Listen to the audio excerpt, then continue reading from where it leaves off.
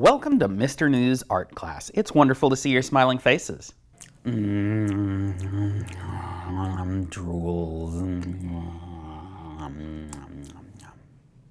Don't these things look super delicious? Oh yes, I am so craving some sugar right now, please. These paintings were made by an artist named Wayne Thiebaud. Thiebaud was best known for his paintings of tasty treats, but he also painted landscapes and portraits. I really like this picture of gumball machines. What do you think? Let's take a look at this cake painting as a reference for today's lesson. Notice how Thiebaud used thick, pale paints that look almost like he painted the picture with icing. He also used colorful highlights and shadows to boost the 3D illusion of depth. Also, check out the shape of the missing slice, where you can see the internal layers of cake and icing and cake and icing and cake, all wrapped up in an even more icing on the outside layer. Let's also take a look at what shape the cake is. At a first glance, you'd probably say it's a circle, right? Well, it is a round cake, and if you were looking at it directly from the top, then yes, it is definitely a circle. But see, here's the thing. We aren't looking at it directly from the top in this picture, are we? If we trace the shape of the top of this cake and then move the cake out of the way, that shape is not a circle. See, when we turn an object in 3D space, strange things happen. In this video, we don't have time to observe every shape in the world, so for now, we'll just focus on this circle becoming an oval when we turn it in perspective. I've got other videos about other shapes if you want to check those out on my YouTube channel, but for now, let's get back to this cake. I'm going to be using oil pastels for this project just so that I can get the most vibrant colors possible and also for color blending. If you don't have oil pastels, you could totally do this with crayons or colored pencils or maybe even markers, but markers wouldn't blend as well. Now let's start kind of up at the top area here with most of an oval. You'll notice here that I left the bottom of it unfinished. That's because there's going to be a slice of cake missing out of this. And if you make that empty gap really small, then it'll be a really skinny piece that's cut out. If you make it really wide, then it would be a really big piece that's been cut out. Once you've made that most of an oval shape, put a dot right in the middle. That's going to be the center of the cake. And if it's a little bit off from center, that's okay, because you know, when you're actually cutting a cake with a knife, you never get it exactly in the center, so just get it as close as you can. Then, from these two end points of our cut oval, we're going to just draw a straight line and straight line up to the center point.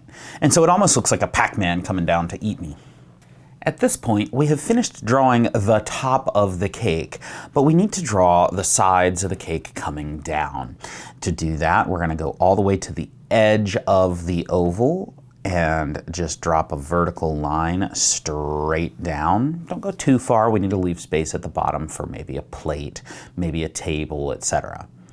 And then we want the exact same line over here on the other side. We want to make it the same height. So I'm going to measure how tall this one is, and I'm going to make it the same height. I'm going to go ahead and mark there. That's how tall it should be. I'm double checking the height because I want it to be as close to perfect as I can. I mean, I don't want a lopsided cake, do I? Anyway, then I'm just going to trace straight down from that side down there, and the two sides of the cake are the same height. Now, I need the bottom of the cake, but if I just draw like a whole oval, it's not going to be the way it should look, because we've got a slice missing, and that slice is going to go all the way down. Now, here's the trick. I'm going to measure how tall this line is. That's from the bottom of the cake to the top of the cake. I'm going to keep that measurement and slide it down to this corner and make a mark down here. Down here. This part is a lot lower than this part, isn't it? If I make this line straight down from that corner to here, and that line is the same length as that line, then that means this part of the cake is the same height as this part of the cake. And what line should connect those two? That's right, it should be a curved line from here down to here. In case you were hiding under a rock and you missed that, I'm going to do the same thing on this side. I'll measure how tall that is, move that measurement here, make a little mark for myself, double check that measurement, go straight down from the corner to that little mark that I made, double check again to make sure they're the same height, and then I'm going to copy this curve down here. This curve, it's like the letter J, down here. Now I have the top and the two sides. I need the middle. Now this is where it can get a little bit tricky. What I need to do is make this same triangle down here. I don't want to make it too high, and I don't want to make it go down, and I don't want to make it too low. I want to make it exactly the same. So how do I get that to happen?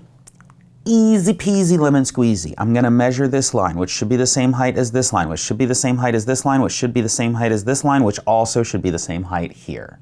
Huh? Check it out. If I measure any one of these lines, they're all the same, right? And if I take that same measurement and start it at the top corner of that triangle and make a little mark down there, double check it, compare that measurement, it's the same all the way around, all of these lines. I'm going to drop a line straight down from that corner to here, and then I'm going to go up, and I've got the slice cut out of my cake.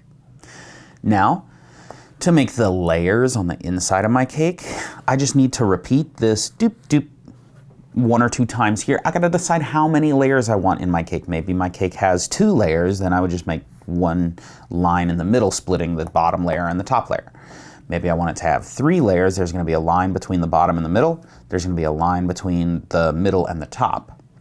So I think I'll do 3 layers just because that's what Wayne Thiebaud did. Notice how they come to a corner here. I don't want them lopsided. And then here, make another. And that makes the layers of my cake. Next, I'm going to add the table overlapped behind the cake. And that's just going to be a straight line. When I bump into the cake, I jump straight over it and keep going. Notice how that's one straight line that if you kept it going, it would connect, but we don't see the part that's behind the cake. That's overlapping. If I wanted, I could draw a plate under the cake, but I think in this case, I'm just going to have the cake directly sitting on the table. There's one last thing I need to do before I color this picture, and that is I need to figure out where the shadow is. There's going to be some kind of a light. Usually, like if these are on a bakery stand, there's going to be some kind of bright light shining on it to make sure everyone can see the beautiful cake.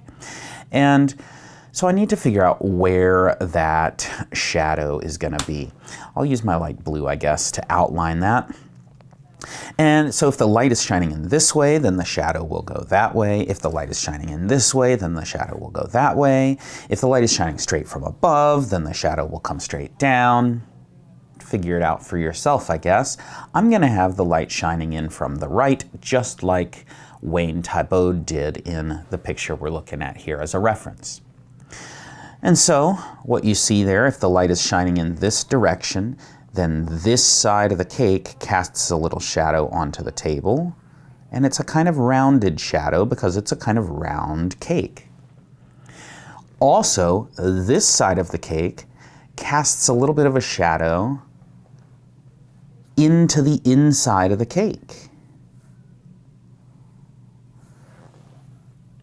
Now, I've got that outline for where the shadow is going to be. I'll come back and color the shadow kind of last. First, I want to get what we call the base colors. Before I add any color, I just want to say that if you want to add any decorations to your cake, you can. If you want to add little fluffy icing flowers or fruit on top. In fact, I think the picture we're looking at had a blueberry on top, right in the middle, and then that blueberry was casting a shadow off to that direction. So any kind of toppings or you know, decorations you want on your cake, that now is the time to do that. Then we're going to add color. Now, the cake in Wayne Thiebaud's picture that we're looking at here has kind of a orangey, yellowy icing. I'm just going to use orange. I'm just going to, because I've got it and I've already started with orange outlines, and it would take a lot of time for me to blend my orange and yellow together for the whole thing. So I'm just going to use orange, and I'm just going to fill all of the icing areas with just pure orange, okay? And this is the base layer of color. I don't need to be pushing too hard yet. I'm just kind of gently and quickly filling as much as I can with the local color. Remember, the local color is the color of the object. In this case, it's the icing, and the icing is orange. Even that little shadow area, I'll go back and color in that shadow later. But for right now, it's orange because it's orange icing right there.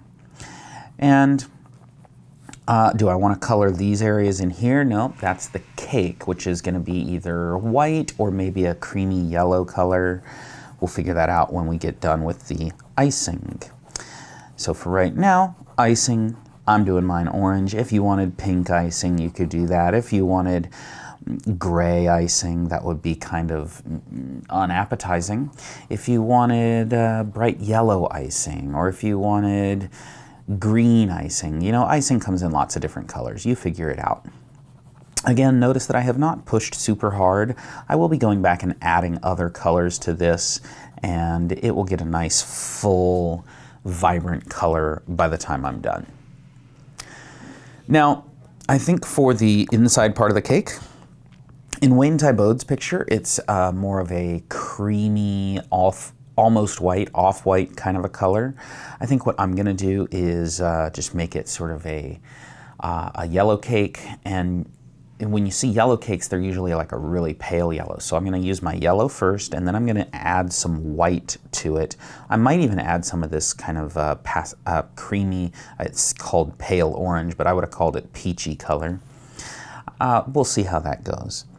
So I'm just going to start by adding a little bit of yellow.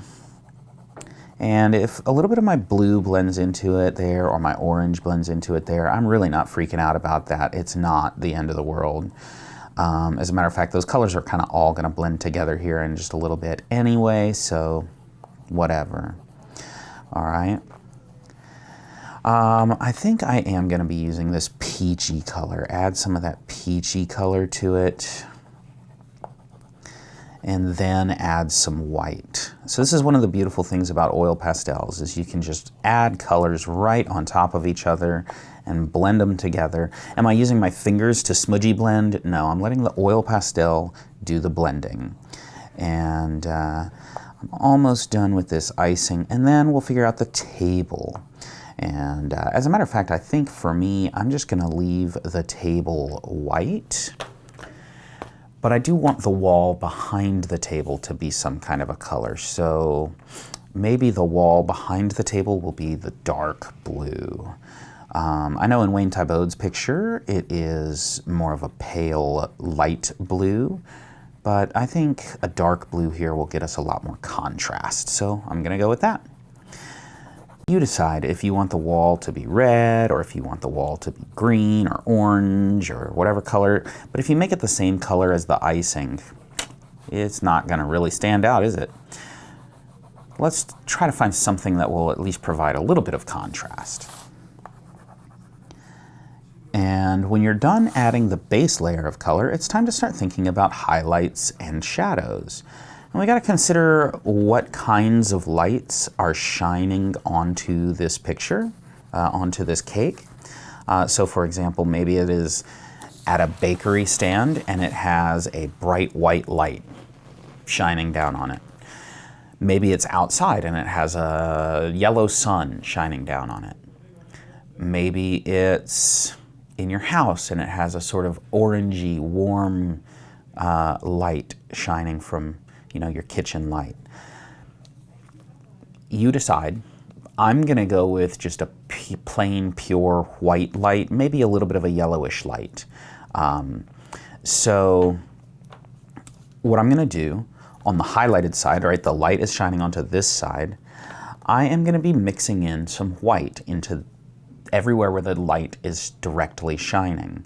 So if the light is directly shining onto this side, then right here along the top edge, there's gonna be, oh, you know what? I forgot the local color of my blueberry.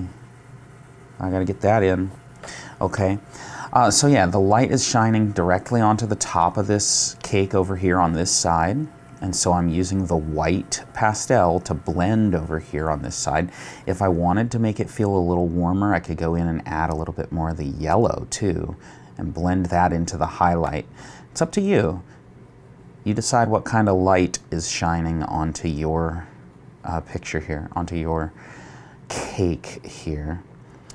And, I really do like the way that yellow is working into that. So I'm going to do some more of that. And keep in mind that the light is not just shining onto the top, it's also shining onto this right side, and kind of the whole right side. So this whole right side is going to have some more of this white blended in and some of this yellow blended in. And then it is going to get a little bit darker as it goes to the corners. So I might put a little bit of blue in at the edge there, right where it's kind of, and even like right underneath it at the bottom, at the edge where it touches the table, there might be a little bit of a shadow right there along that line where it kind of touches the table. And then I'm just using that bright white highlight color to blend those colors together. If I want a certain area to be a little bit darker, I could also go back to my orange, and if I want this outline to stand out a little more, or if I think I've made it a little bit too bright, I can go back to my orange and blend with the orange. That's the local color, right? The icing is orange, so if I blend it with an orange, that'll make it come back more to the mid-tone and not be quite so bright. So the color that you blend with is adding color as you blend. Coming back up here to the top, as we move away from the source of the light, right? The lamp is shining like on this side. So as we move away from that source of light, we're going to get more into the orange. So I'm going to add more orange up here and not as much white and not as much yellow. And if you've got a little bit of blue on your pastel and it blends into that orange, oh well, that's okay, it's fine. We're not freaking out about it. As a matter of fact, all those little streaks of color just kind of give it some character. And that's not a bad thing, it's a good thing. All right, so as I move across here, I am adding more and more orange and less white because we're getting further away from the source of the light.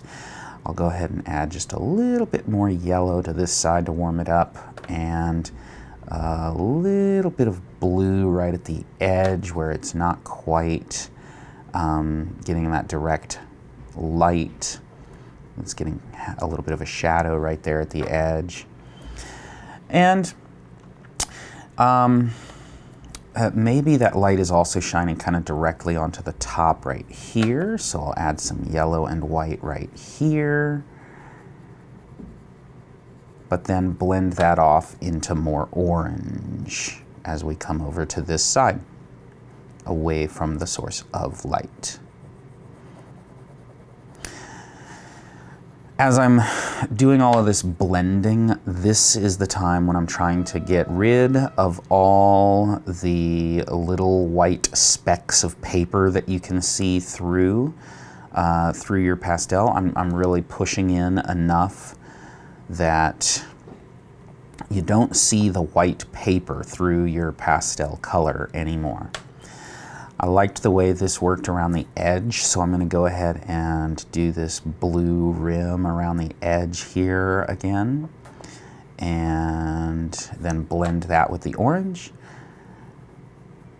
And then I'll come over here to the other side of the icing on the left side of my cake. Now on this side, it's all in shadow. The light's shining to here, but this is on the other side. You can think of it like, you know, it's like a corner and the light is shining onto this side, but this side is in shadow. So I'm gonna be mixing a bunch of blue into that, and even some of this dark blue. And I'm not worried about the cast shadow yet. I'm just more worried about this shadowed side of the icing. Notice I haven't used black because black would just make it too dark. I might use black in a couple of areas here and there, but we'll see. I haven't yet, and I don't know. I might not. I probably won't. I probably will. I don't know. We'll see. While I'm at it, the shadow of the blueberry needs the same kind of treatment. We're gonna put some blue there, and we're gonna mix the orange and blue together for that shadow.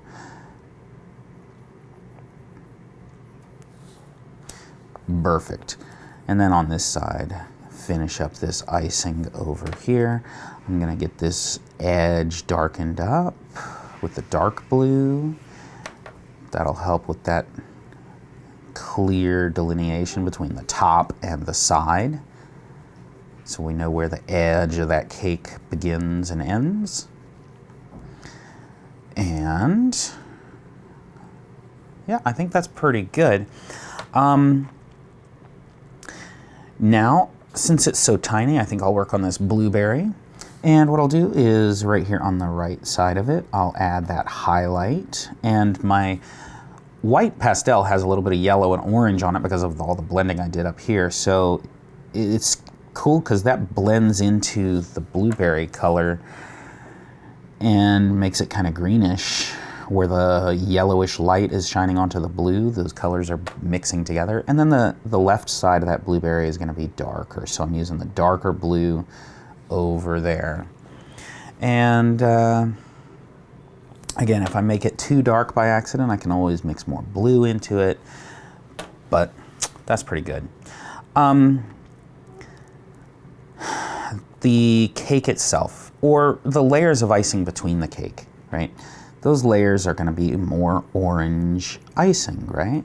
We've already done the orange icing, so we know how to do that. I'm just gonna be making that a little bit thicker of a layer here, and then this part here is in shadow, so let's add some blue to it. This part here is in the highlight, so let's just make it brighter with the white. And I'll go back and blend the blue into the orange in the shadowed part. And then we can work on the cake itself. I'm just gonna use the pure white to blend this part here where it's directly in the light. And I'm gonna be careful not to go inside of my little shadowed area there. And so I'm just using the white pastel to blend those colors together and keep it really super bright. And then in the shadowed part, let's see, I guess a little bit of light is gonna be shining over that corner right there, but not as much. So that part won't be dark, but it also won't be as much white. Let's even put a little bit of orange into that part there, just to, yeah. That's why I love oil pastels. You can just kind of play with them and put a bunch of colors into place. Anyway, yeah, this area here is where it's going to be dark. So I'm going to take this light blue. I don't necessarily want it to be the dark blue because it is such a light, fluffy cake. So I'm taking this light blue and I'm blending just a little bit of it at a time into that cake area. If I need to go back and add more later, I can. But for now, I think I'll just start with a thin layer. And then I'll go back and use maybe the peach to blend it. Yeah, because if I had used the yellow to blend it, then it would be a little brighter than I want, I think.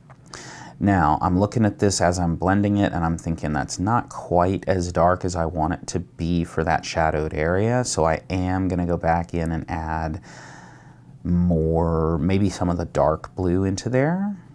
We'll see. Let me finish blending this lighter blue in first, and then see what I think about the whole thing altogether. And this little space under here, I'll handle that at the same time I do this cast shadow. Yeah, as I'm looking at this cake, I'm thinking it definitely needs to be a little bit darker, especially over here on this side. So right here at the edge in particular, I'm just gonna put some more of this dark blue down. And I'm gonna be very gentle with this. I don't wanna overdo it. It would be very easy to overdo it. And then I'm going to go back to using the peach to blend all of that together. Yeah, I think that's coming along quite nicely. I could always add more.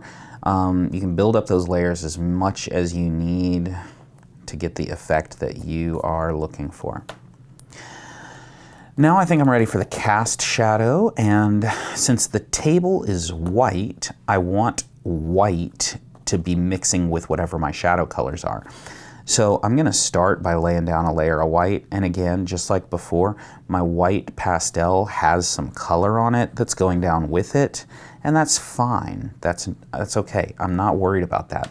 It's actually going to be really, really awesome when it's done. Okay, so then I'm just going to add blue into that shadow, and this is the light blue, but I'm going to come back and make some parts of the shadow darker as well. So I'm adding some blue in there, and I'm going to use the white to blend it. I know it sounds kind of weird to be using a white to blend your shadow, but remember that the table it's on is white. So the shadow isn't going to be super, super dark, because it's on a bright white table, right? And notice that as these colors are kind of mixing together, because my white already has the orange and yellow and peach colors in it from blending over here, some of those colors are blending into the shadow, which is exactly what we want, because the there's going to be a reflection of this orange cake onto the table around it. So this is wonderful. Now I do need to make a couple of areas a little darker. I think this cast shadow, I'm going to mix some of the dark blue just to make it a little bit darker, especially close to the cake. I'm going to make it a little bit darker just with some dark blue. And I might even blend it with the light blue, blend it into the rest of those colors as it moves out into the lighter part of the shadow. Because the darkest part of the shadow is always right at the bottom, right at the base of an object. In fact, this is the only place where I'll use black, is right at the bottom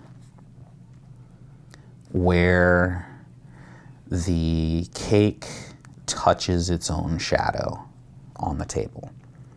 And I'm not going to use black to outline the whole cake, and I'm not going to use the black to outline these parts on the highlighted side, just in the shadowed areas, right? If I need to darken up any other areas, I can always use the dark blue for that. Or I could use a dark brown or a dark, other dark color. But that black should really only be right at the bottom edge where it meets the table. I think that's done. I might need this part of the shadow to be a little bit darker, but yeah, that's making a big difference. And get lighter as it moves out. And you play with it until you're done, until you're thinking yours is perfect. And just have fun with it. Have fun blending those colors and learning how to make those highlights and those shadows. And that is our finished drawing based on Wayne Thiebaud's Tasty Treats. I hope you've enjoyed drawing a cake with me today. In this lesson, we created a still life or observational drawing, and we talked about how shapes change when you look at them from different perspectives. We talked about highlights and shadows and blending colors. In our next lesson, we'll be talking about an artist who uses graffiti to make political and social statements. I can't wait to see you then.